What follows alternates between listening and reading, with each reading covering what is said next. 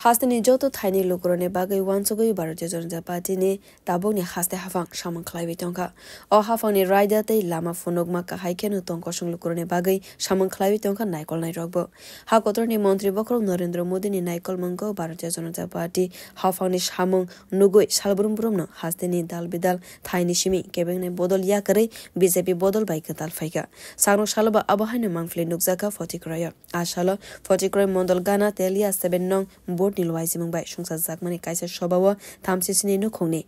127 jana voter BJP bodol bai 5 katal faika ashalo boroni yago bodol ni bana bai khlaiwi lamsogoi naharka mantri Sudhanshu Das ashani shobawa koknargna nefro Ram Mandir ni laibu mano tebi kok samani nukjaka hasteni malmata atang-bedek ni mantri Sudhanshu Das no bo saklaika ar Ram Mandir snamna ni bagai thei thangnai mantri bokro Atal Bihari Bajpayee ni jorarwo no soba khlaiwi faimani fiaba aba haijora rogo fano kendra wa BJP hapang snam jagmani ulo Ayodhya ni Ram Mandir snamnani samang batang songsawi jaka awarogno phai tongnai 22 January wo Ram Mandir songsa jagnani naiwi tongo fiaba kebengnai bodol rok awarogno teiwi bo samang tisawi tongkha Ram Mandir to নির্মাণের জন্য আন্দোলন করেছে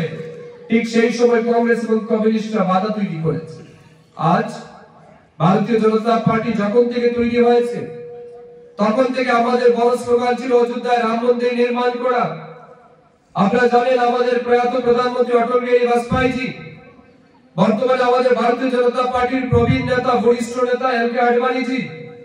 তাদের নেতৃত্বে রাম মন্দির নির্মাণের জন্য দেশব্যাপী আন্দোলন গড়ে উঠেছিল এবং সেখানে রথযাত্রা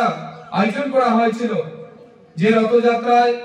তৎকালীন কংগ্রেসের সরকার বাধা দান করে লালু প্রসাদ যাদব বিহারের তৎকালীন মুখ্যমন্ত্রী আমাদের এলকে আডবাণী জিকে অ্যারেস্ট করে এরকম বহু ঘটনা আমাদের আজ মনে পড়ছে এই সমস্ত কিছুর পর 2014 সালে প্রধানমন্ত্রী নরেন্দ্র মোদী জি দায়িত্ব নেওয়ার পর আমাদের আরাধ্য দেবতা ভগবান শ্রী রামচন্দ্রের মন্দির নির্মাণের জন্য আমরা প্রতিনিয়ত কাজ করেছি হাইকোর্টে আমরা কথা বলেছি সুপ্রিম কোর্টে কথা বলেছি এবং সর্বশেষ 2019 সালে সুপ্রিম কোর্টের মাধ্যমে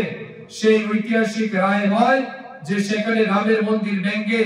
ওই বাইরে থেকে আক্রান্তকারীরা এসে বাবররা এসে মসজিদ তৈরি করেছিল সেটা অন্যায় সেটা বেআইনি তাই রামের জন্মস্থানে রাম মন্দির নির্মাণ হোক সুপ্রিম কোর্টের সেই ঐতিহাসিক রায় আজ নরেন্দ্র মোদীজির নেতৃত্বে আগামী 22 তারিখ সেখানে প্রাণ প্রতিষ্ঠা হতে যাচ্ছে কিন্তু আজ আমরা দেখছি এই দেশের কমিউনিস্ট পার্টির নেতারা এই দেশের কংগ্রেস পার্টির নেতারা রামচন্দ্রকে নিয়ে উপহাস করছে রামের মন্দির তৈরি করার পেছনে তারা বহুবিধ ক্রিটিসিজম করছে চক্রান্ত তৈরি করছে যাতে রাম মন্দির তৈরি না হয় রামের সেখানে প্রাণ প্রতিষ্ঠা না Lukurok Simon ka kaham kheno hakotorte hasterogo BJP hafangno kaham samangkhlaika ashalni pandawo avono mangfile Bureau Report Kokhora